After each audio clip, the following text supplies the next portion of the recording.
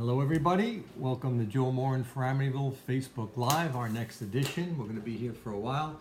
There's so much to talk about tonight. There's so much going on. I don't really want to spend a lot of time on any one thing, so it goes quickly so we can get a lot of ideas in here. I want to start off by just congratulating the Amityville High School basketball team. Another victory. Great championship for Long Island. Good luck to them as they move on to the states and other tournaments. And not only congratulations to them, but everybody around them. Coaches, it takes a lot of work to get as far as they've gone. That's not a simple thing. That's a lot of teamwork. Dr. Kelly, the school district, it really is wonderful to see them all coming together and having success. So congratulations to them. That's great. So another good weekend, going door to door, talking to people. I'm not just putting flyers on doors. I'm not just leaving brochures. I'm literally ringing bells, knocking on doors, having conversations. And you never know what you're going to get. You know, you could walk into a hornet's nest. You could walk into somebody who's very friendly. You can talk to somebody who knows you, doesn't know you. A lot of people know me from Little League. Say, hey, Joe, how you doing?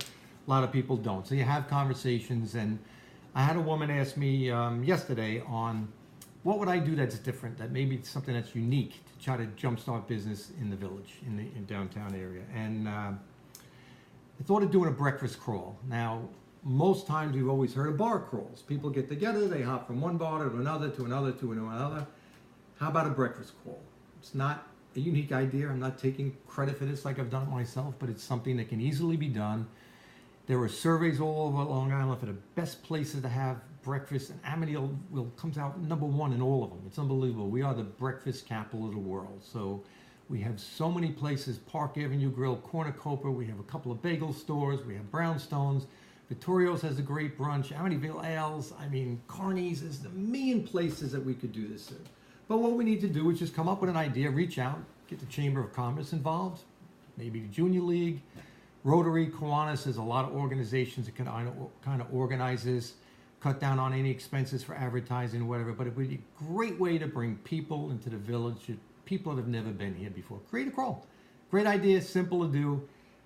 She loved it. She even said she'd help out trying to organize it and put it together with her friends. So what that means, who knows? Something has to come down the line. And no matter who wins the selection, it's something that should absolutely take place. We could do it anywhere, anytime. I would suggest you do it nice weather, warm weather, so people aren't crawling around in snow, windy conditions, or cold or whatever. But that can easily be done. Another question that came up all over the place was absentee ballots. People asking me, where are the absentee ballots? Why are they being held up, the absentee ballots? Now, by law, the absentee ballots can go out 6 days prior to the election. Now, in prior elections here, they were out a lot sooner. You put in an absentee ballot, the ballot went right out the door same day. They weren't all being held. Now, that law could hurt or help either candidate, and not criticizing anybody here, but that's something that really needs to be looked at and changed. You cannot possibly expect somebody with an absentee ballot, because they're saying they're absent. That's what they're saying. I'm not there.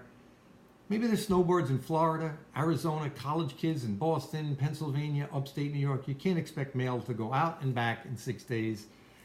It's really a silly law. It just steps on your freedom of being able to vote, and that's something that I'm not even sure how. I would have to look into that, whether it's an Amityville thing, a border election thing, but to make a commitment to have that taken care of, have that changed, because it's really silly. There's no reason for that. A lot of other topics have come up.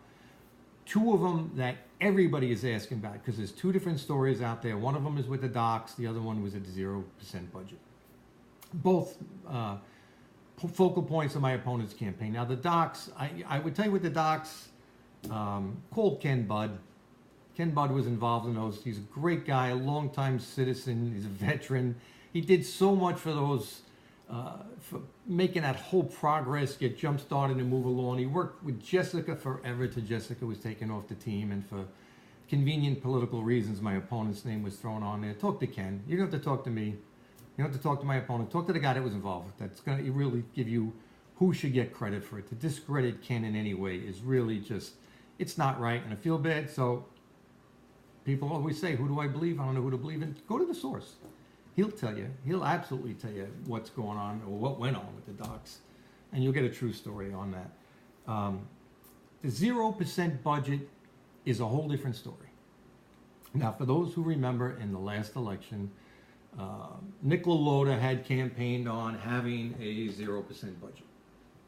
So it would really be kind of like incredibly foolish and naive to think that Nick didn't have that budget in place, that it wasn't available. Why would he wait until 11 days before the budget was due to be stepped down and to try to create a budget? I mean, it makes no sense. And to give Dennis Seery credit, Dennis said, whoever wins the election, and this is a great thing about competition because the residents win when there's competition. When there's no competition, you absolutely lose. Dennis said, whoever wins this election, we're going to have a zero-based budget. Smart move. Great move politically. Counterpunches, Nick's move, smart move. Give him all the credit in the world, and we won. The residents won on that. But Dennis also knew the budget existed. He knew what Nick was doing. He knew it existed. The board members had seen it. So to take the stance that 5 days after you got in office, there was a crisis, which was, by the way, self-created when you fired Dina on the first day of the job. So to say that there was a crisis that you solved, that you created, it's almost like a fireman setting fire to a house and putting it out and patting himself on the back of, oh, look what I did. I put out the fire that I created. So that budget existed. It was there. There were some line items that would change, but it's very, very misleading, very disingenuous to say that that was created from scratch. That information was there, and if you couldn't find it, if you couldn't look it up or couldn't get it, it's because you created the crisis. My opponent created the crisis itself. So it's a little silly. I'm not sure most people believe that. Maybe my opponent's friends are going to believe anything. Don't care. You know, that's their choice. I can't stop that. I can't tell him what to say or not to say. But to think that whole thing was never done, never prepared 11 days before it was due, just silly. I mean, why are we going there? It's kind of childish. Last week we got a letter from a resident which we discussed, and part of that letter had to do about friendly village elections, and it kind of indicated that everything we keep in town, and we discuss elections having, you know, like tea and scones, and it was all nice and pretty.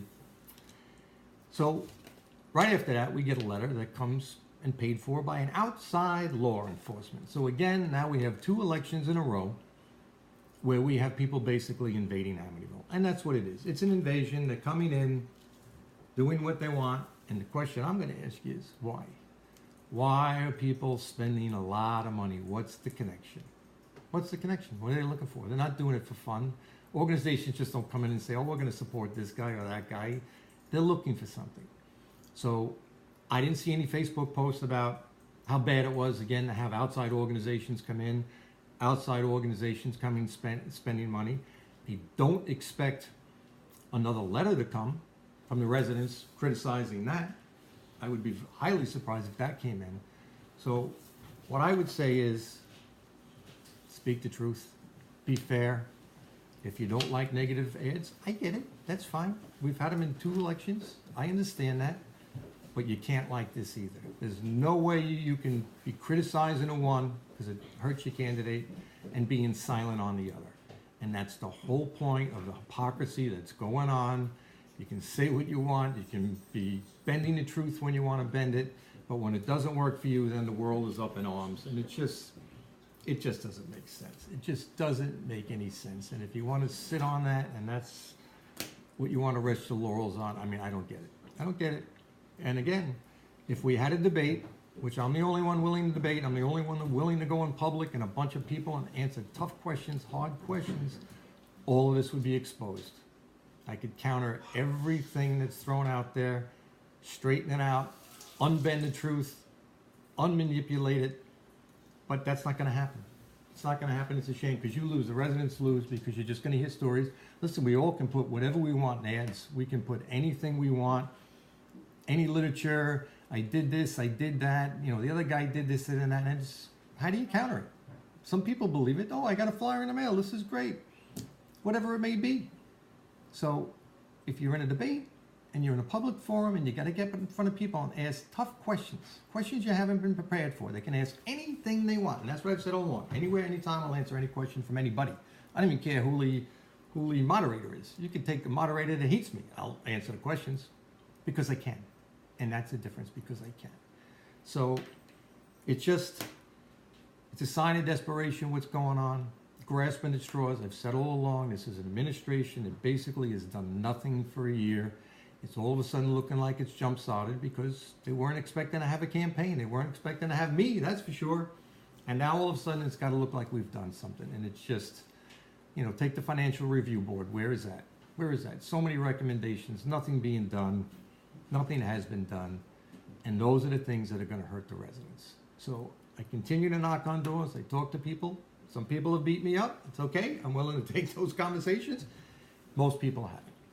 Most people just say thank you. They're going to make a decision. They listen to both sides. They want an educated decision based on real information and facts.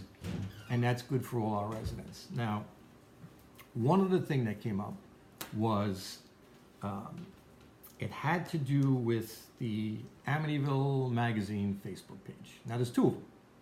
One of them is real, and one of them is just a copycat bogus.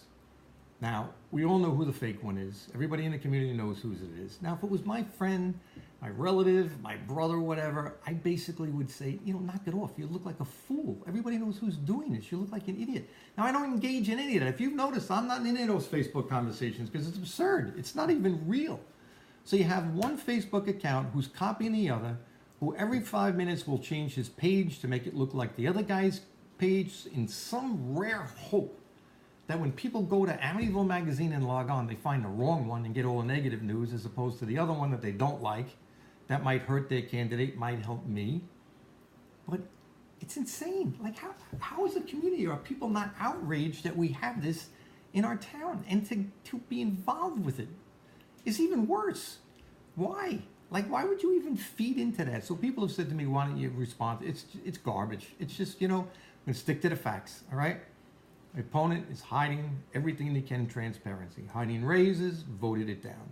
Hiding where campaign money comes from or where it could come from so it could be transparent, voted down. How do you vote that down? How do you vote down where your campaign money's coming? What are you hiding? I mean, it doesn't make any sense. Same thing, contracts, big contracts, $1 million contracts, get them up on the village website. 10 days, 14 days, 3 weeks, let the public know what's going on. Why would you vote that down? It just doesn't make sense. Now, whatever contract's going to be out there, and everybody's talking about the police contract, I get it. No one's trying to kill them. No one's trying to beat them up. We have to come out with a contract that's fair. Fair to both sides. Fair to both sides, so people aren't feeling like they're being hurt. Usually, a lot of the contracts disfavor the new employees. That's just how it goes sometimes. A lot of the concessions are made with new people that come in. And I'm not sure that's fair either. I know there are officers on the force that don't exactly agree with that. But, they've spoken up about it, and it doesn't put them in a good spot, in a good light. But I think what happens you have to have neutral people. You have to have people that are, even like the Financial Review Board, again, I'm going to say it again, they're willing to come in and sit down and help negotiate contracts where it takes the personalities. I remember Ed Johnson telling me very, very long time ago, it was very difficult for him to negotiate contracts with his friends. And Ed was honest about it. He never hid the fact that it was difficult. There was a lot of pressure on him. And it's the same thing here of when you're connected to people, you've got outside agencies, law enforcement agencies, spending thousands of dollars mailing campaign flyers on stuff that's not even accurate information because it just sounds great, it sounds good. Somewhere there's a connection, folks. You can't be that blind. I don't care how much you hate me. I don't care how blind you want to be to what's going on or how much you love my opponent.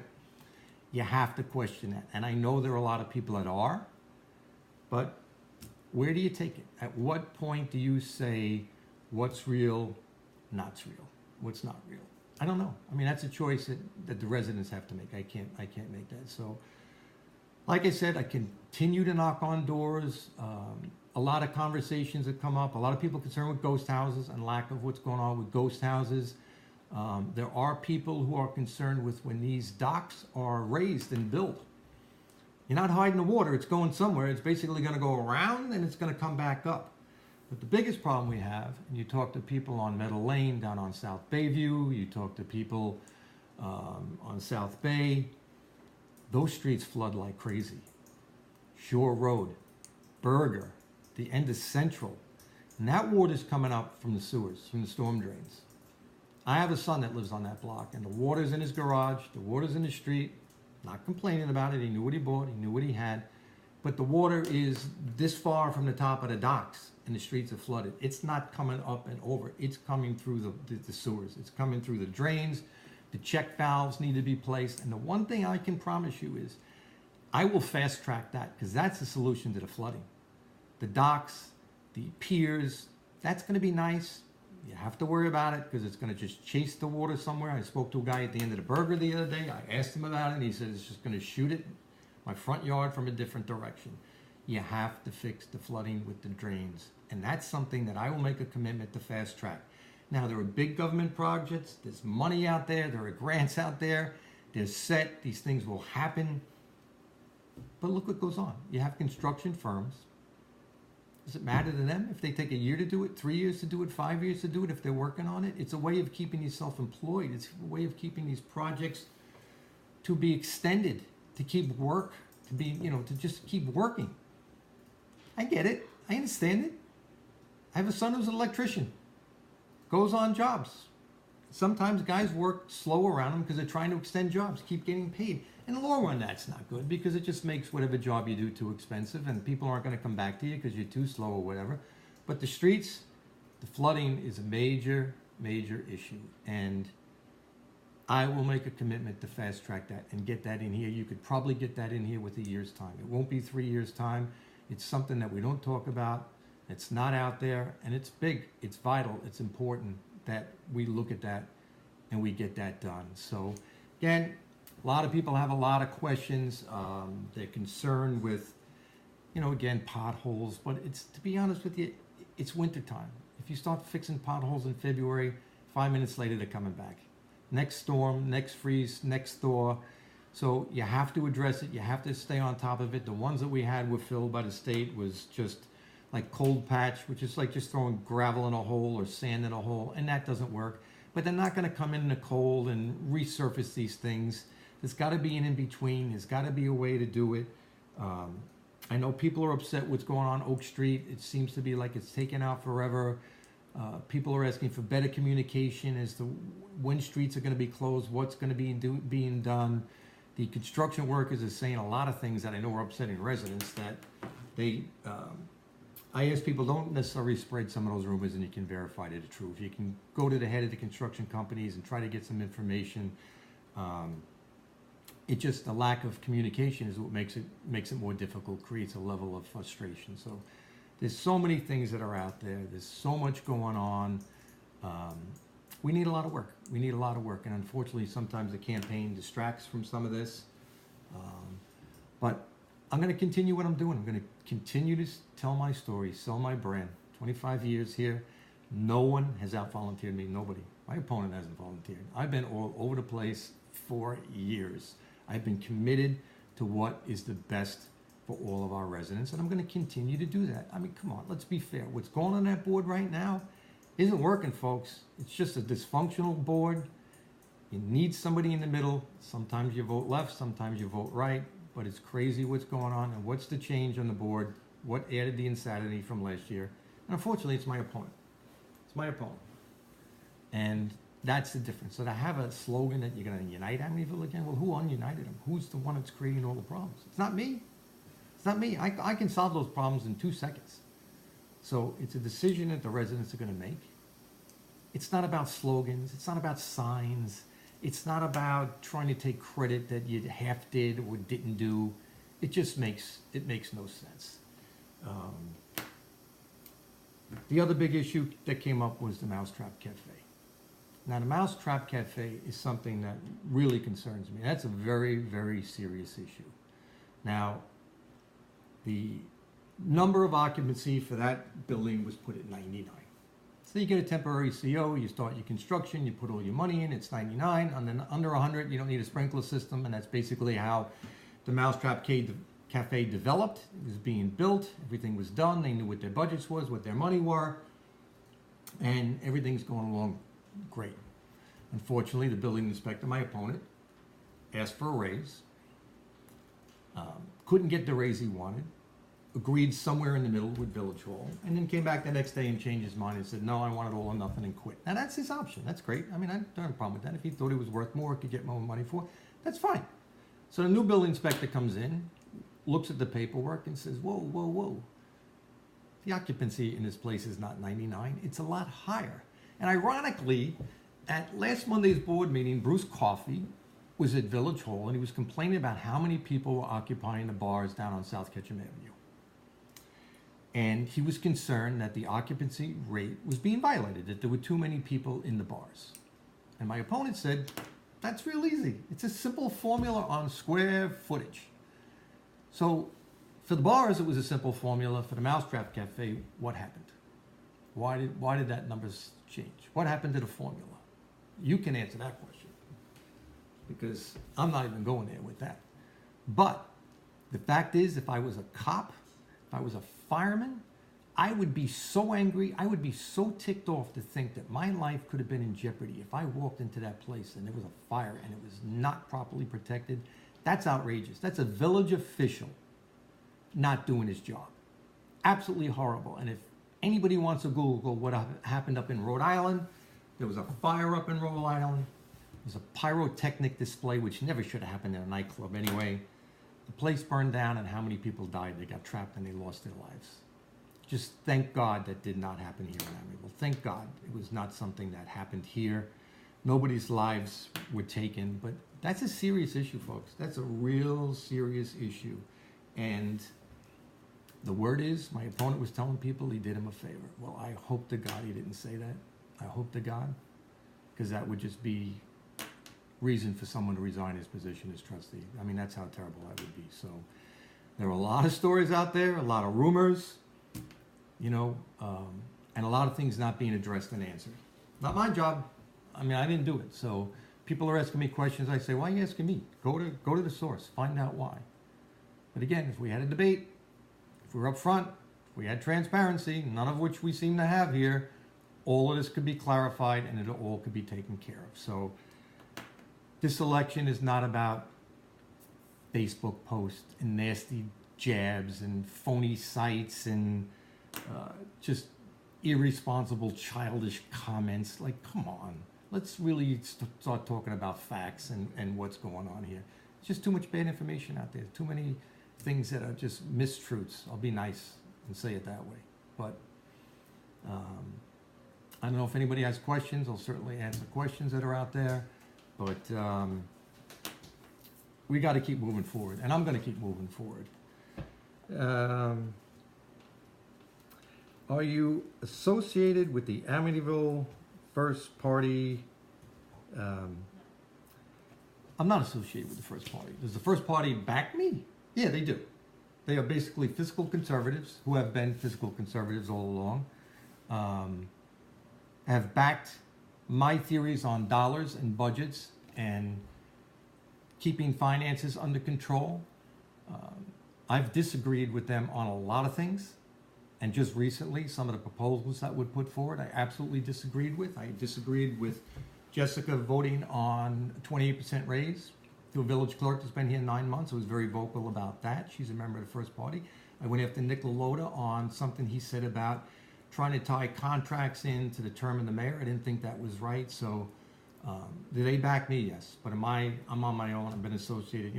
I can't stop people from liking what I'm saying, just like I can't stop outside law enforcement agencies coming in and backing my opponent. So just stop. I mean, it's getting funny.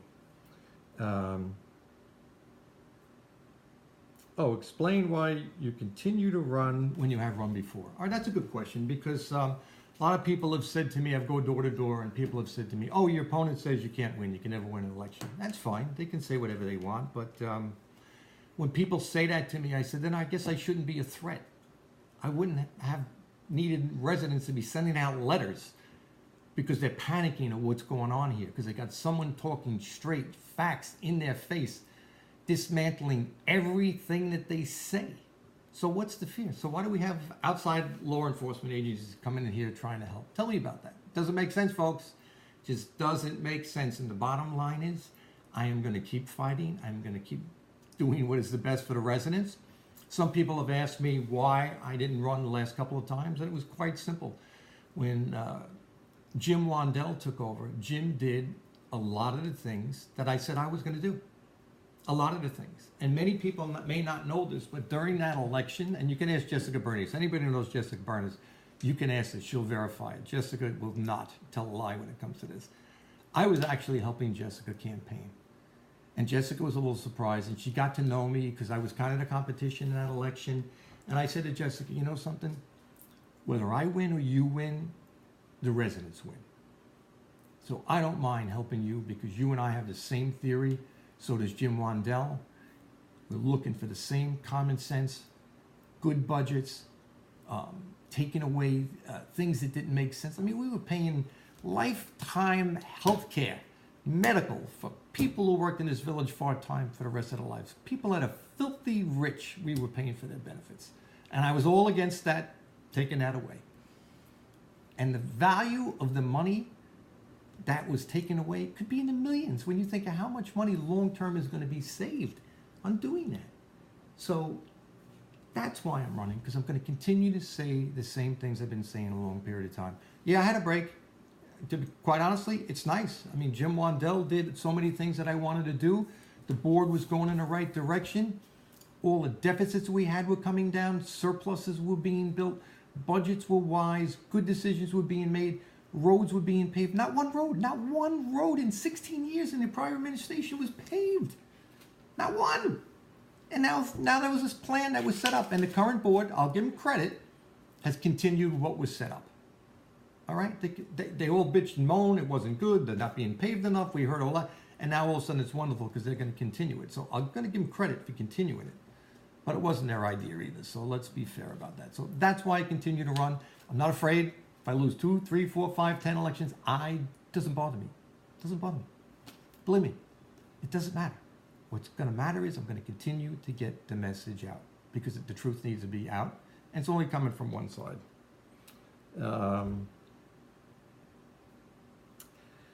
What is my opinion on the two-family law? Okay, that's a good one.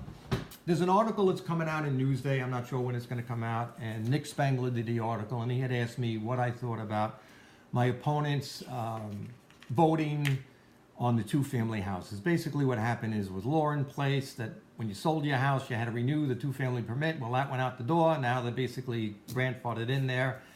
And that's very upsetting. That's very disturbing, quite honestly, because the village loses so much control. We were told it was because there was a possible lawsuit by a guy who wanted to sell his house and it was worth less value if he couldn't sell it as a two-family as opposed to a one-family, and yet the board is all against adding any more two-families, so why wouldn't we be for controlling the ones that we have? And the biggest problem is too many of those two-family houses are absentee landlords. They're absentee landlords. And you can't tell me that when you're absent from that place and all you're concerned about is income, that you're really taking care of that house and the neighbors around it, what they got to look at and what they got to see. Doesn't happen with the absentees. It just doesn't happen. So I think what happened is through the thought of a threat of somebody suing us, it hasn't even happened yet. This law was done on something that even hasn't. Dennis Seary, Kevin Smith voted for that law, and now they unvoted it. So what changed? You got to ask you, what's changed? What's the different factor in the equation? You can answer that one. I think we all know what the factor is. So somewhere, somehow, there's somebody looking to sell a piece of property that's connected somewhere along the line. But the residents lost out on that one because the village lost total control over who and what can come and where. We don't need any more two-family houses. There are too many issues, too many complaints. It's not something that's in the best interest. So no, I would have really looked into that. It's a complicated matter, I'll give you that. It's not cut and dry, but I don't think it should have been voted on as hastily as it was. I think there should have been at least some more examination of the factors, pros and cons, before that could do, and look into who, what, where, and why. But don't think it was good, best half on the residents. Maybe 1 or 2 people, yeah, but long term, I don't think if it's it's something that really was a good decision.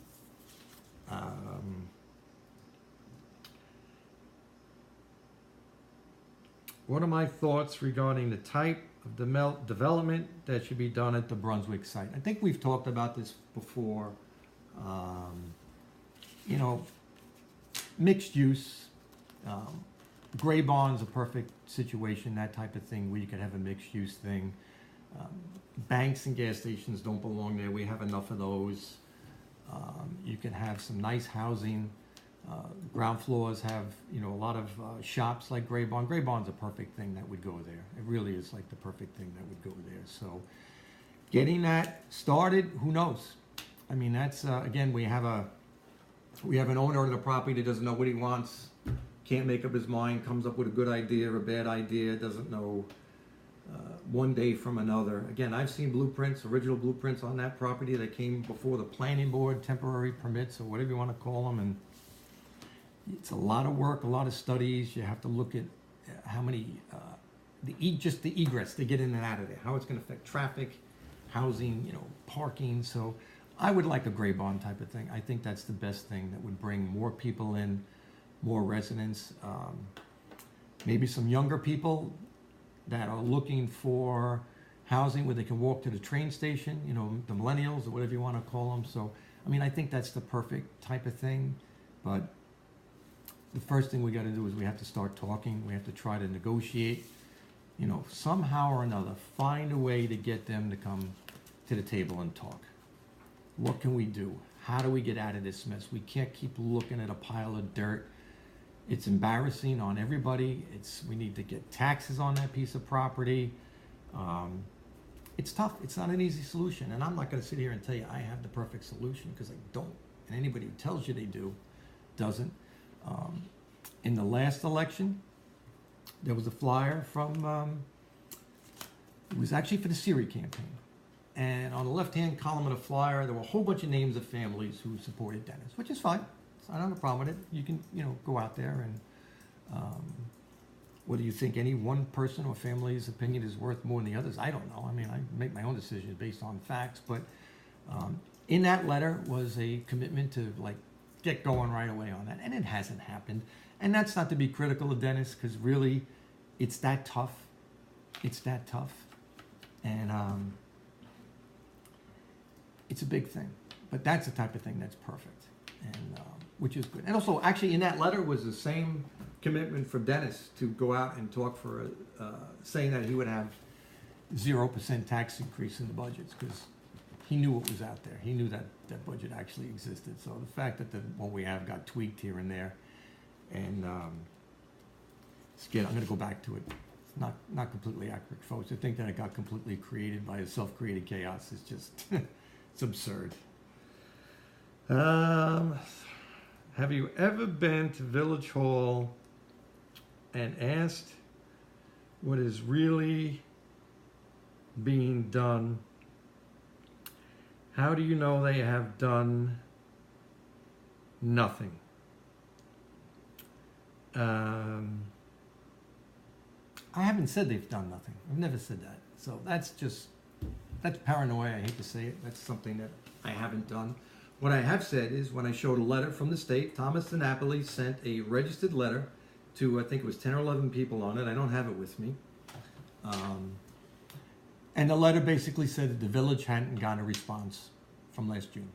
That's what it said. I didn't write that. I didn't say they weren't doing nothing. The state said that. It said they hadn't got a response. So if you were doing something and you had contacted the state and said you're working on it, I think their letter would have been a little bit different, and maybe not certified, saying, we know you're working on it, but we still haven't heard from you. Could you, like, give us an update or whatever? That's not what they said.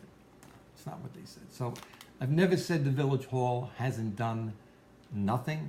What I said was there was confusion in Village Hall. There was chaos in Village Hall because of all the political appointments that were made, turnover. Again, if my opponent wants to say he had to create a budget from scratch because he couldn't find anything from the one that was out there because he fired the person that had it, it's exactly what I'm talking about. Let's talk about the planning board and the zoning board. We've talked about this. Tracy Cullen, a lawyer, giving the village free legal service on her own, was demoted on the zoning board. Put in with a lesser qualified man. Nice guy, but again, we demoted a high qualified woman for a lesser qualified man. That makes things a little bit different. Same thing with the planning board. Mia Jalasank, degree in public planning, who would have been perfect to work on something like Brunswick property, downtown revitalization, was let go. Her term was not renewed, and it was strictly out of spite to get back at Jack Scicciarini, who was the president of the planning board. So to knock Jack down, somebody had to go out, and Mia took the hit. Terrible. Absolutely terrible. And again, the guy who took it over, nice guy, like him, not as qualified as the highly qualified women. So we've had a lot of women here been kicked to the curb. That's upsetting to me. I don't like it. Now, there was also some confusion within the planning board or the building department. And go to the people who are ahead of the zoning board and the planning board.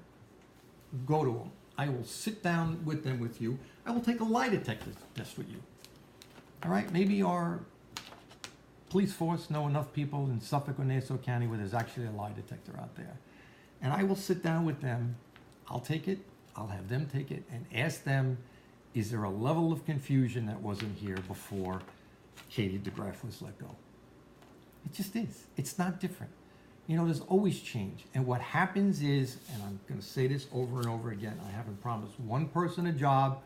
I haven't promised to fire anybody if I got in there, because that turnover, that disruption is not good for the residents. It's not good. And I don't mean to be mean, and I'm not trying to badmouth anybody when somebody asks questions of what's going on in Village Hall or what's not being done. There is a lot of level of things that are not running smoothly. And you talk to those boards. Those two boards are vital. They are vital cogs in our machine in this village that long-term are going to change the look of the village, the feel of the village.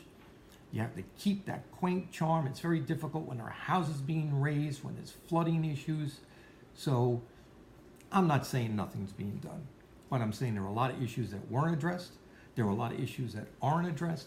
And quite honestly, it's not my job to go down to Village Hall and say, what are you doing? Because if you were doing it, if I was doing it, I would be pounding my chest, I would be bragging, I would be putting it out there, I would be transparent saying, look at all the wonderful things that are being done. That's not happening. So either you're crazy for not doing it, saying it, or it's not being done. But you get a letter from the state that says it's not being done. It's a campaign. A lot of stories being told. Who do you want to believe? I'm going to believe State Controller Thomas DiNapoli. Real simple.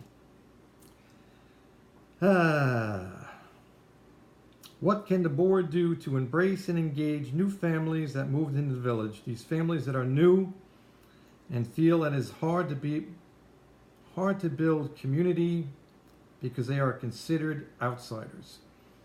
I've struggled that with myself. I've said it all along. I'm here 25 years, and I'm kind of like a carpetbagger. I remember when I bought my house. I bought my house from a woman named Lucille from Harbor Light Realty.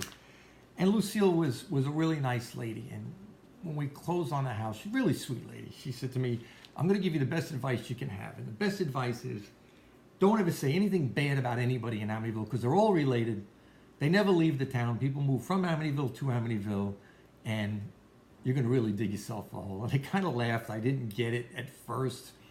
But as I lived here more and more, I understood it. I've understood in other elections when people have told me, you know, we went through that whole born and raised thing here. Now, we don't have that in this election, which is nice, because it's kind of insane, the whole born and raised thing. I mean, that's so 1960s. And that shows you why the village has struggled, because other communities, you know, Northport and Patchogue and Bayshore have all moved forward, moved on, developed their downtown, build the right housing, build the right programs, and we're so stuck. We were so stuck. And thank God a lot of that's moving forward.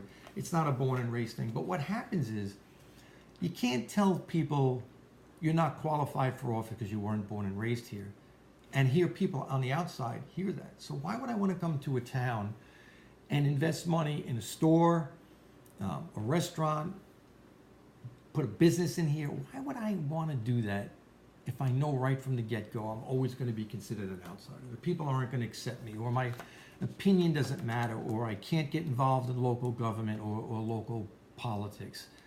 Why would I want to buy a home there? Why would I want to come here? So I understand that struggle. I went through it, and what I tell people all the time, because they ask me that, they feel like they get a cold shoulder sometime if they don't fit in the right group or they don't know people. And I always tell people, just be nice and be nice to everybody, make friends with everybody. Join organizations, women's club, junior league, whatever it may be. Get involved in a Kiwanis, the Rotary Club. There's so many different places where you can volunteer. St. Martin's Outreach, and what will happen is you'll meet people, you'll make friends, and people will get to know you. And I think that's the good thing. That people will get to know you're a good person, a good guy, a good wife, or whatever it may be, community minded. So you just have to be strong. And I get it. Not everybody's got skin like an alligator.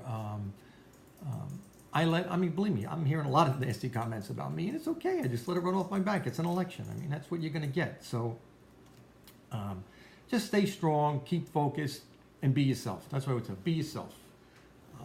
Motivate yourself.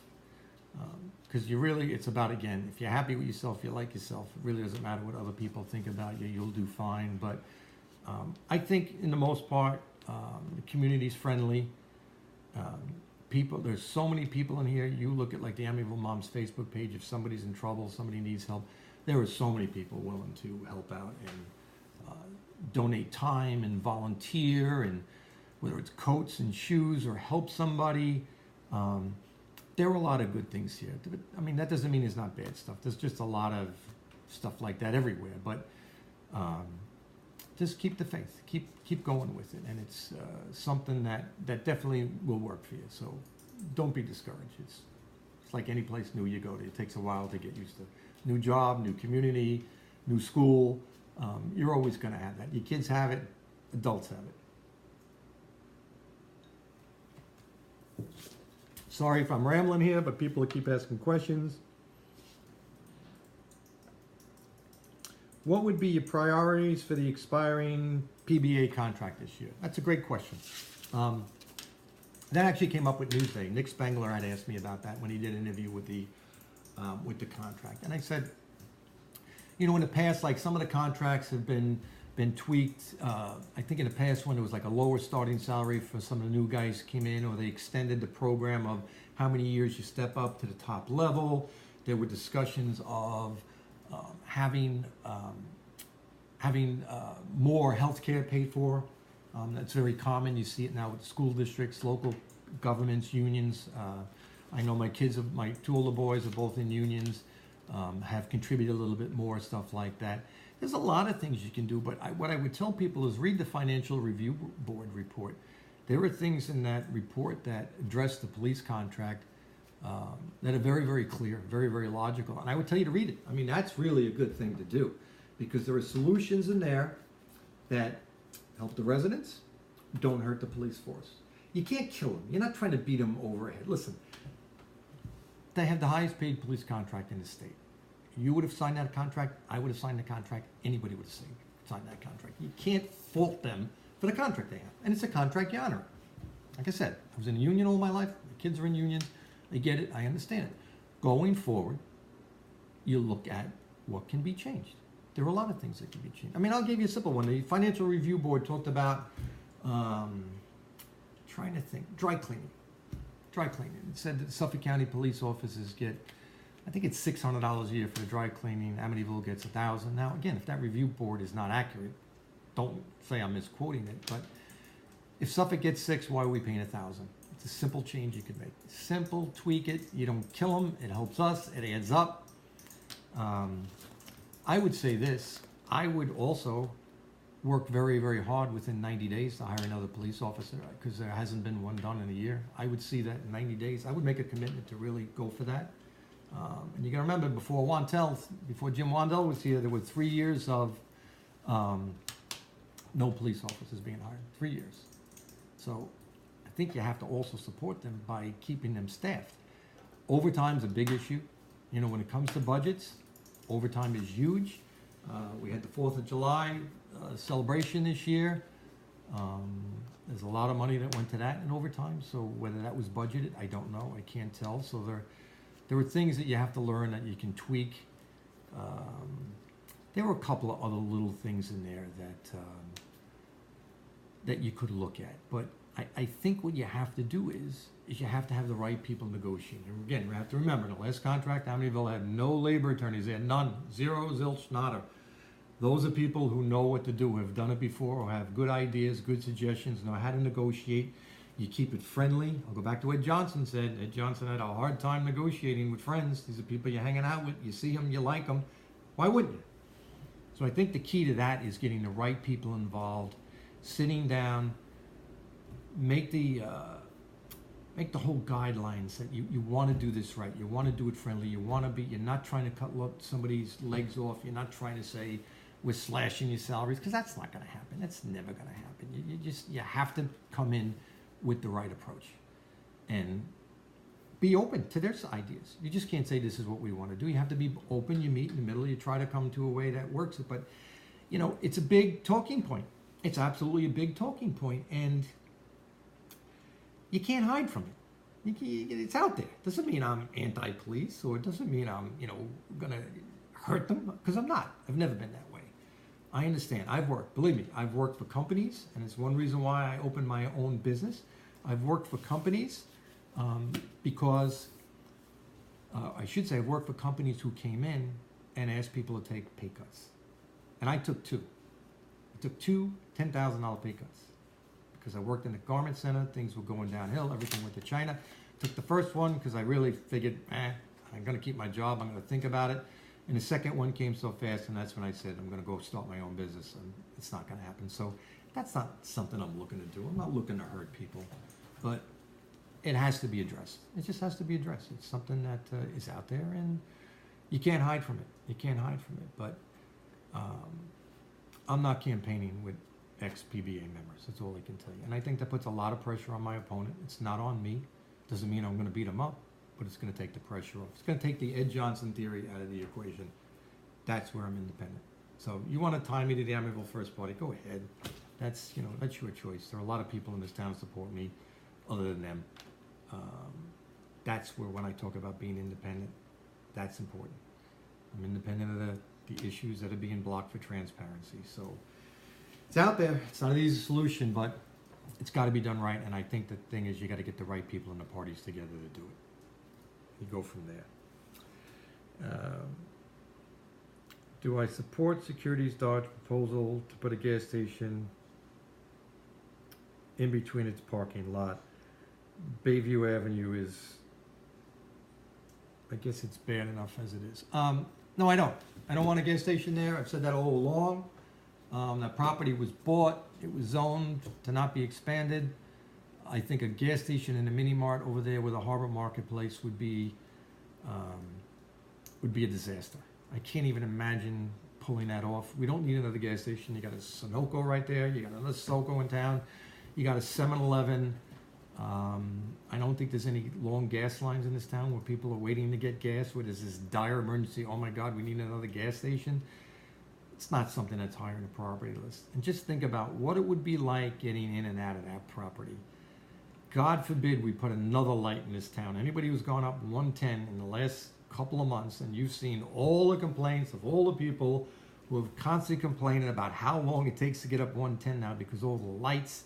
Can you imagine putting another one there between Bayview Avenue and the one that's at the Stop and Shop entrance?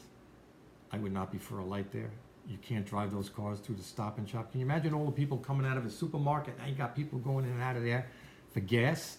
You certainly would not want to shoot them over to Bayview Avenue. I mean, that would be a complete disaster. It's just something that is completely unnecessary. I have said all along I would fight it. I am totally against it. I would not want to be on the board of trustees to rezone that property, to change that. I just do not think it's in the best interest of the village residents at all. Now, I happen to live there. I live right down the block from there. I'm on Wood Avenue. There's a lot on my corner. It's difficult.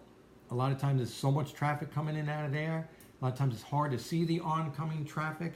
And just to add more congestion, more cars in that area, it's just a bad idea. I mean, just makes no sense. It really doesn't make any sense. So no, I wouldn't be for that. It just doesn't work. It's not a win-win. And it's not that I have anything against Security Dodge. They're a big company. They employ a lot of people. There's some things that I think they try at, that they, work at, trying to be good neighbors. They've done some things to clean things up. And they've done other things that I think are very, very disrespectful to the neighborhood. And if you look at my corner, the corner of Wood Avenue, there are yellow curb stripes that are painted by Security Dodge. Those aren't legal no parking zones. Yeah, does it make it easier for them to pull cars in and out of that lot between Wood and Bryan Avenue if there's nobody parking on the street, getting close to where the cutouts are to get cars in and out? Sure it does. But there are also people that go to the one restaurant that think they can't park there. So what do? They go further up the block, park on the residential area of the street, and they're slamming doors. A lot of people have garbage. People are throwing cigarettes. So you have neighbors who are up the street who are getting this inconvenience because they think they can't park on the end of Wood Avenue next to the parking light, and they can. Now I'm not sure whether I said this or not, if I've spoken this before, but I did send a letter to the mayor who confirmed the village is not responsible for the lot, for the stripes, but there's nothing being done against it. No one's telling them to change them. So I guess we can all paint curbs in front of our house yellow or blue or green or whatever, because it doesn't seem to be any recourse if somebody wants to take it on their own. So it's not an anti-Security Dodge thing. It's an anti-gas station, anti-mini mart, certainly anti-yellow curbs. I'm not happy about that at all. And once this election is over, it's going to be addressed either way. I'm going to focus on that right now. For me, it's a pick your battle thing. I got too many things going on. There's a lot of issues with the election that I have to address. I have a lot of people calling me, asking me questions. People asking me, can you come to my house and talk to me and my husband? We're new in the town, and I'm hearing a lot of things, and I don't know what's right and what's wrong. It's also the height of Little League season, so there's everybody out there's got my name, my number, my phone, my email. So there's a lot going on. It's not just an election. I do work. I have 2 jobs. So there are a lot of things that are busy. So it's something that I've kind of just let the back burner go. And eventually it'll get resolved. And it's one of those pick your battle things. Speaking of pick your battle type of things, Nick Spangler, again, he's doing the article for Newsday on the election, had asked me about what I thought of the police commissioner's position being voted on to be resolved. And I kind of chuckled and laughed. I said, Nick, do you know what the position is? The police commission, someone's taking credit for that, voting that down? There was a position that was created, never filled, to create a police commissioner's kind of position. It was really more like an emergency type of thing. And I really haven't paid it much of attention because there was never anybody who filled the position. So eliminate it, not eliminate it. Didn't hurt the village by having it there. It didn't save any taxpayers any money. It was really one of those, I would throw it into like big deal. It was really a worthless, didn't matter. Made no sense. But it's one of those pick your battle things, and we'll get into it. Somebody had asked me, why do I dislike Security Dodge? I don't dislike Security Dodge, but it doesn't mean that I have to like everything that they do. There are a lot of complaints about Security Dodge. The people that live in South Bayview Avenue are complaining. I know on my street, cars go racing up and down all the time, constantly. Bryan Avenue, the same thing, constantly. You can go knock on those people's doors, ask them. They'll tell you the truth. You don't have to listen to me. It's not about me campaigning. There are a lot of people who are very, very unhappy with what's going on. It's a quality of life issue. Now, again, we've cut back on the amount of hours that we're paying quality of life officers.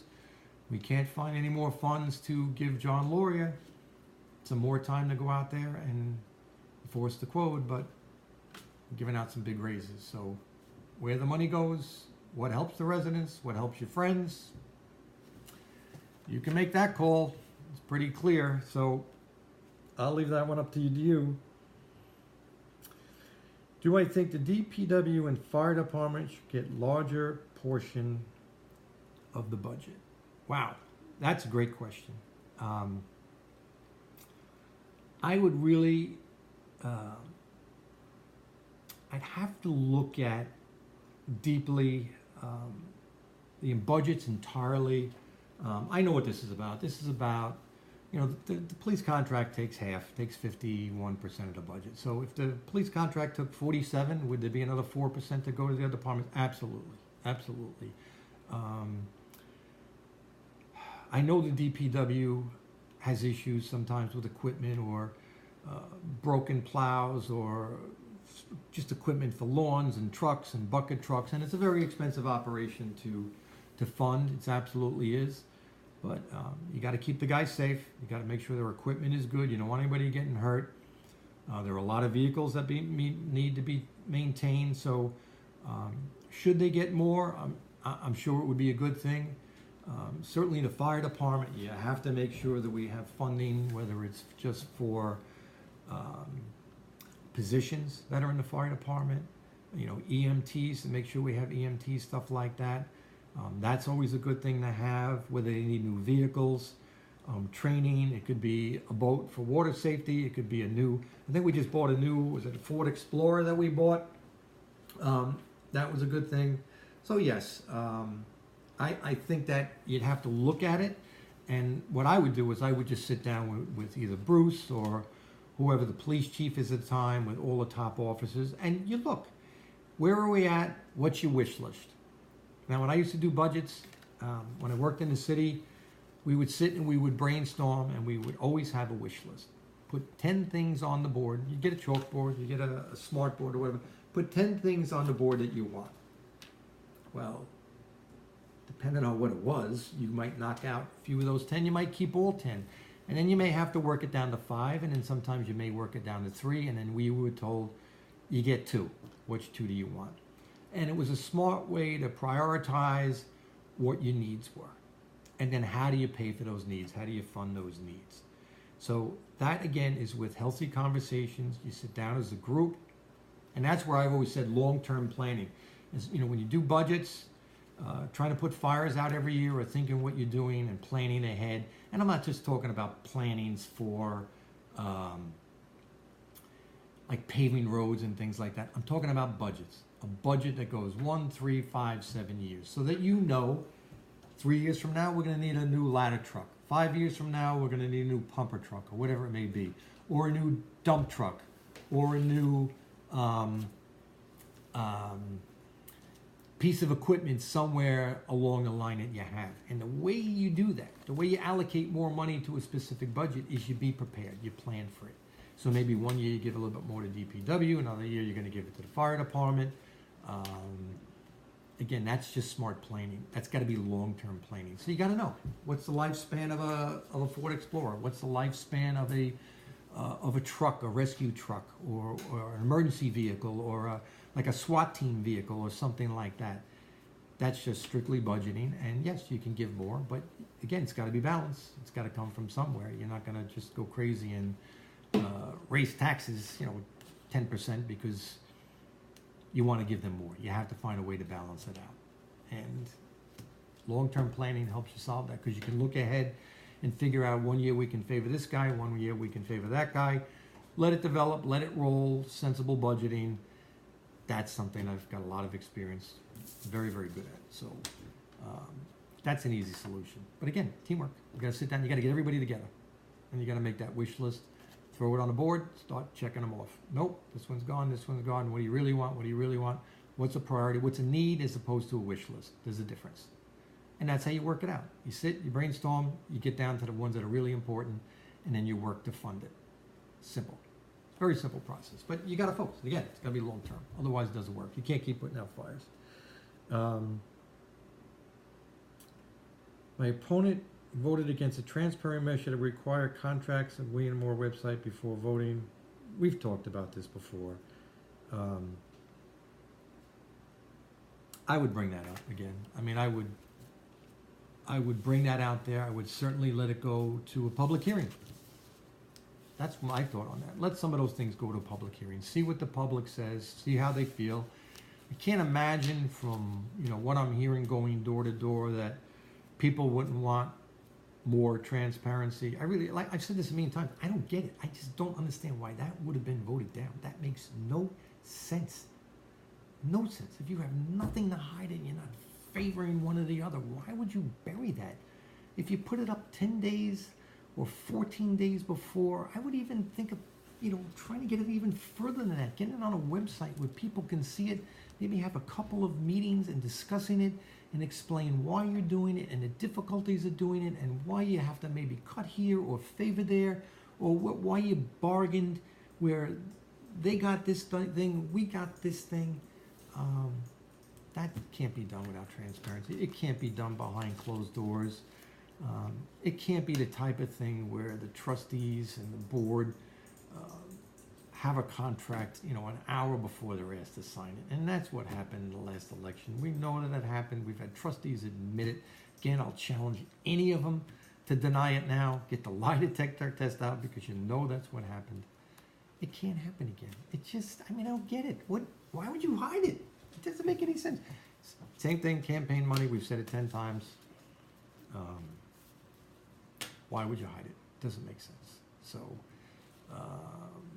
I would bring this back up. I would bring a resolution up, let it go to a public hearing, let people put insight into it.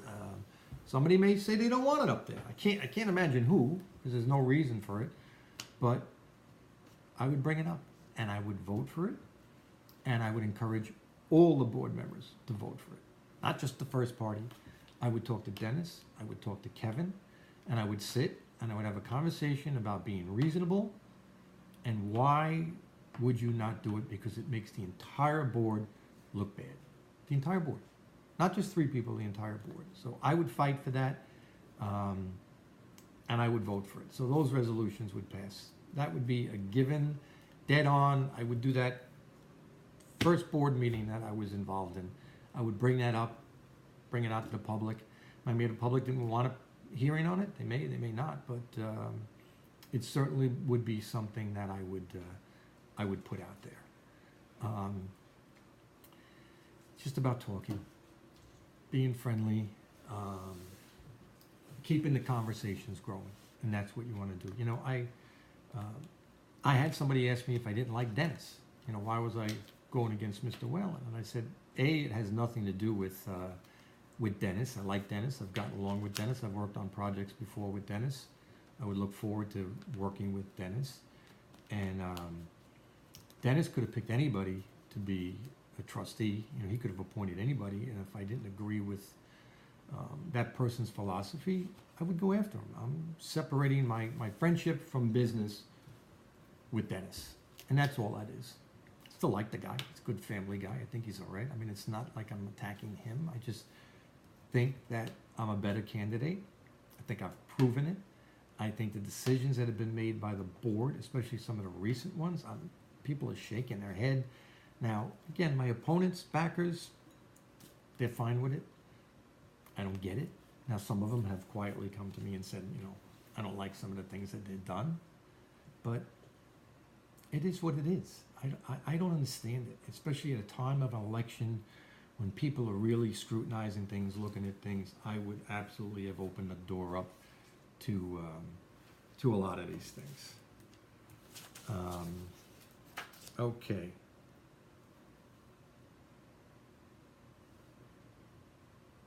Okay, so now, oh boy.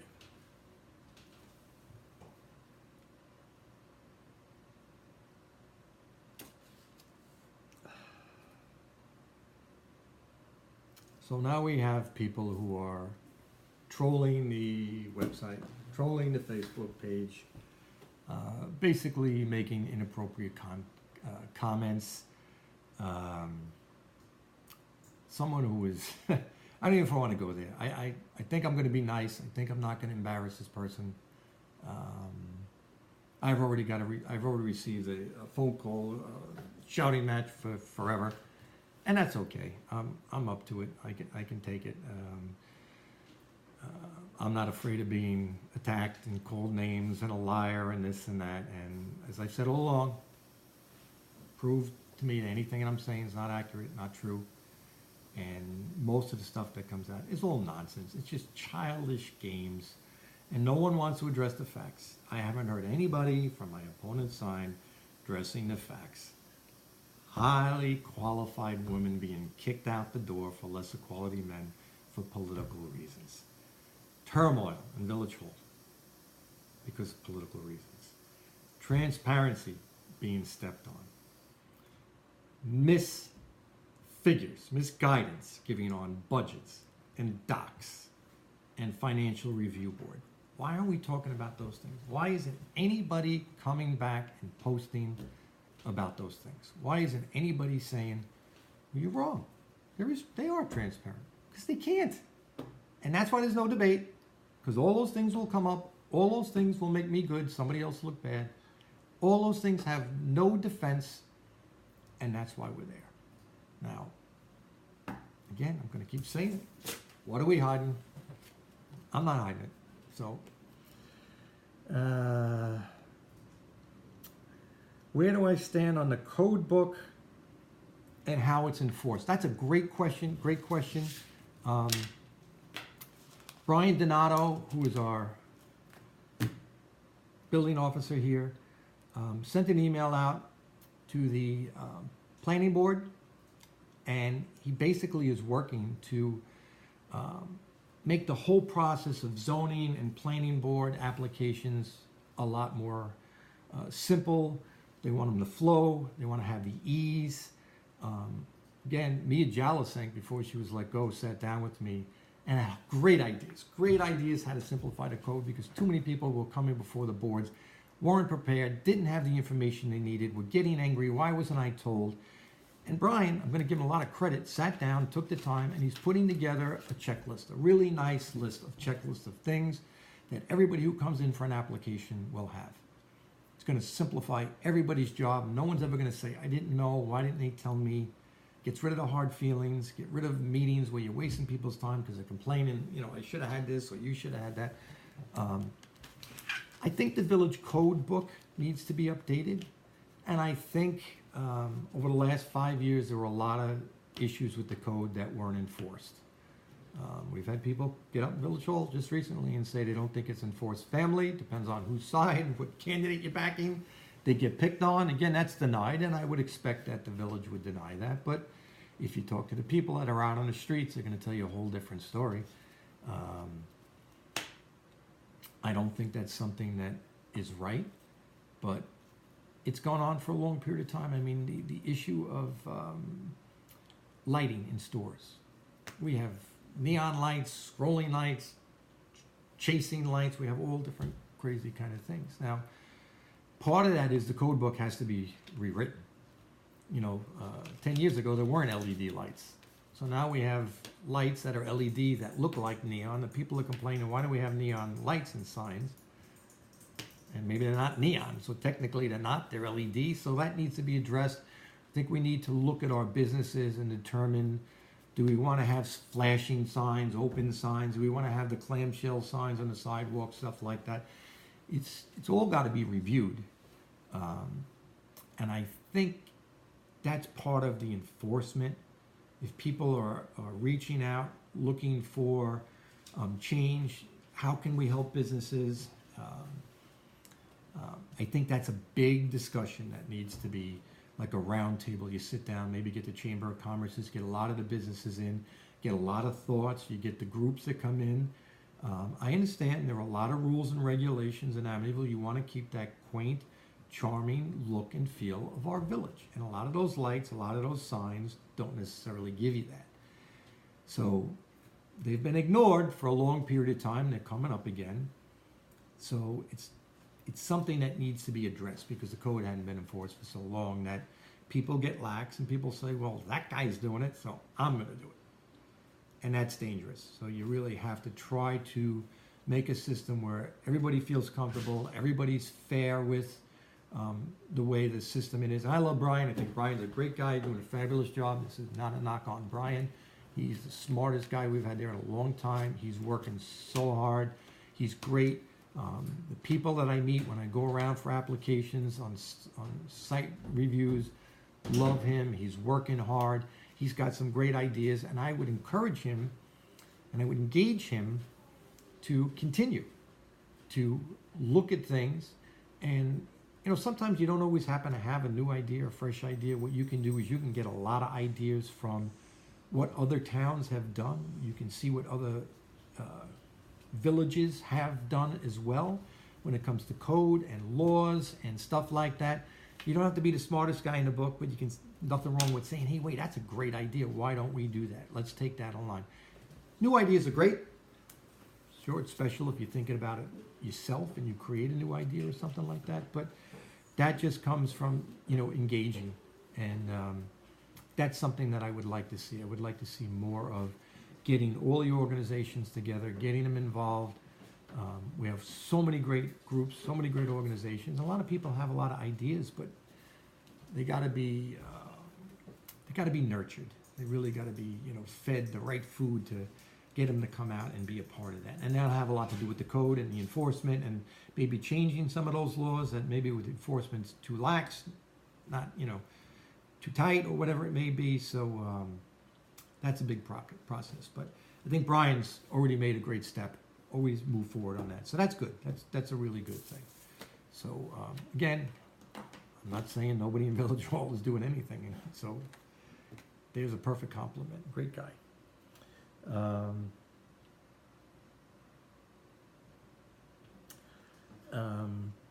Property codes. How would I enforce property codes?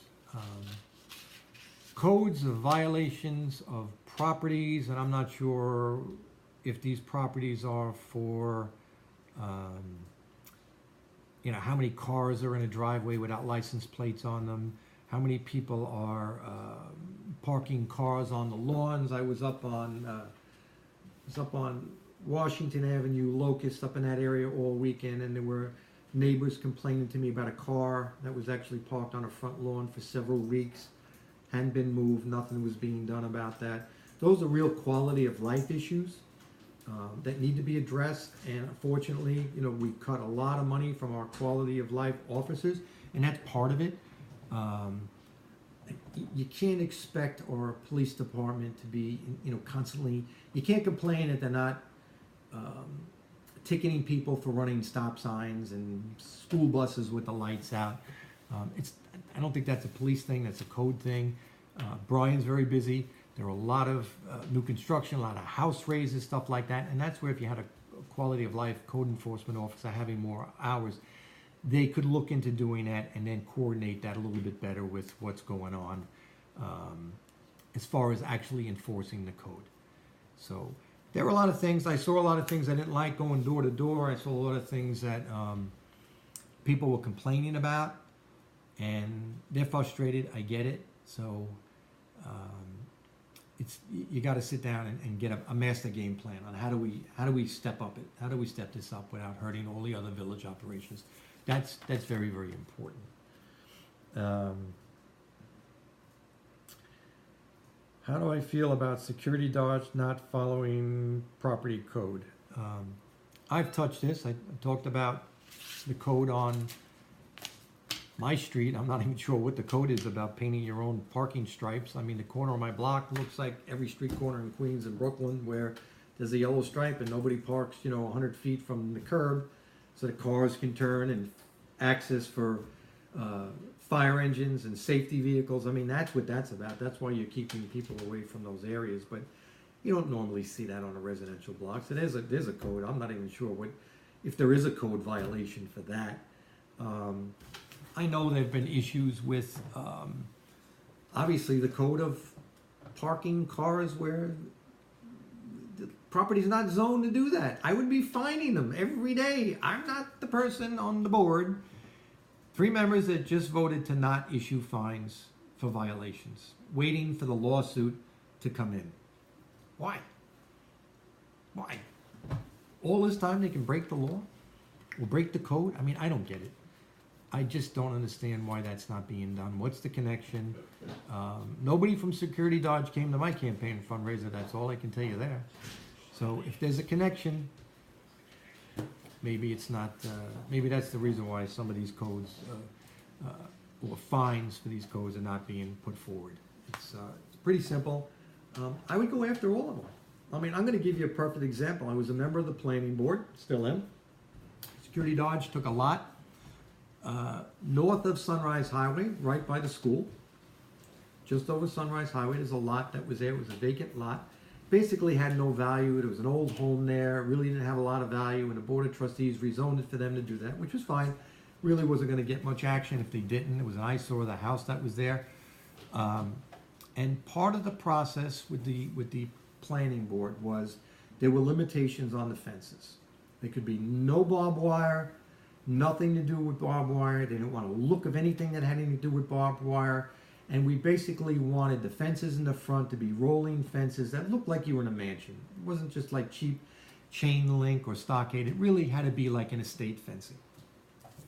And it was a little bit of a struggle to get that put in. Now, Jack Scicciarini was very, very vocal that some of the agreements in that planning board meeting were not met. Now, when you go before the planning board and the zoning board, it's read out loud in the very, very beginning, very clear, any conditions that you agree to, you are bound to, and you have to accept these. You have to follow through and accept them. For some reason, and it could have been a misunderstanding, I don't know, that fencing was not put through, and it was changed. Jack got it changed. Now, there is another issue there, and it's going to come up, and again, this is a pick your battle thing because there's a lot of things going on. The fencing on that lot has the metal poles that stick up that would normally hold barbed wire. They need to come down. Security Dodge, if you're watching, do me a favor. Don't wait till somebody has to come to you and say that needs to go. Please take it down. That would be a wonderful gesture. Doesn't look like we should need a prison up there, and that's what those poles look like. So there are a lot of other issues. There are a lot of small issues in there that need to be addressed. So that would be a good one for a start. What are your thoughts on sandwich signs in front of businesses? Okay, sandwich signs are they're also called like a clamshell or an A-frame sign. Is a sign that looks like an A. It sits on the sidewalk. The owners of Cornucopia were upset that they felt they were being picked out for their sign. I know for a long time in the village, it's been against our code. And yet we saw a lot of them down on Merrick Road, and they remained. And a lot of people complain, if you know the right people, if they're your friends, their signs get left there. Other people don't get to have their signs. I don't have an issue with them per se. I think sometimes there's nice things you can see from the street. I don't want any of those like big flag things that go way up higher in the air and they wave in the wind and they flap. I mean, that's garbage. I would never even think of that. I think the sign codes need to be reviewed. Again, I'm not a neon sign guy. I'm not in love with that. I'm not in love with the scrolling things. The sandwich signs that go outside, if you can find a way where they don't interfere with traffic, foot traffic, sidewalks, and not a hazard, they could be limited. You could never leave them out overnight. Maybe you limit business hours to get them out of there. It's something I would definitely be open to suggestions for. I would absolutely consider them. Because I think it's part of another way to listen to how do we help businesses that are struggling? How do we do that? Could be a possibility. I'm not totally for, totally against. I think there's a good possibility they can work, but you have to work out the fundamentals. And again, you have open meetings. Maybe you invite all the businesses to a meeting. You have a roundtable type of discussion where people can give feedbacks, ideas. You can look. You know, our downtown revitalization committee went to other towns, talked to people, talked to other mayors, talked to other villages too, to see what works, what doesn't work. So there are ideas, there are things you can do, but I certainly would be open to it. I think we have to be a little bit new and creative, and maybe you try it. Maybe you do it for 6 months, 3 months, a year, whatever. You do it for a summer when people are out walking the streets to attract people. Somebody drives down the street, oh, look what they got. They got this. Maybe they have a craft beer, or they've got an organic thing of food, or whatever it may be. So if you can bring more people in, get a little bit more curb appeal, that's great. Sometimes they do get blocked by parked cars. There's nothing you can do that. So a lot of it's foot traffic, but I would be open to it. I would definitely look at it. I would try to find a way to make something like that work. Could be a good thing. Does village code enforcement only apply to some? I don't think that does. I don't think there's anybody here who's intentionally going after people. I wouldn't want to believe that. If I thought that was happening, I would absolutely stop it. I would make sure that everybody's being treated fairly. I know for years there are a lot of people who have had gripes about it. Not just this administration. There have been a lot of other people. I had somebody complain to me at one time, and not recently, that they got a fine because the lid on their dumpster was left up. The lids on the dumpster should be down. You don't want seagulls and birds and whatever getting in there, raccoons or whatever getting there. I mean, it's the reason why you put the lid on a down on a dumpster. And they got a ticket because somebody came by early in the morning and had given them a ticket. And what happened was somebody came and dumped their personal garbage in somebody's dumpster, which is illegal. Didn't want to get their own dumpster, threw a toilet and a sink and something in there. The lid was up and somebody got fined, and they weren't happy about it. And I think that at some point you got to be reasonable, see what's in there and realize what happened and talk about it. I know a lot of villages will ask businesses to put a lock on their dumpsters.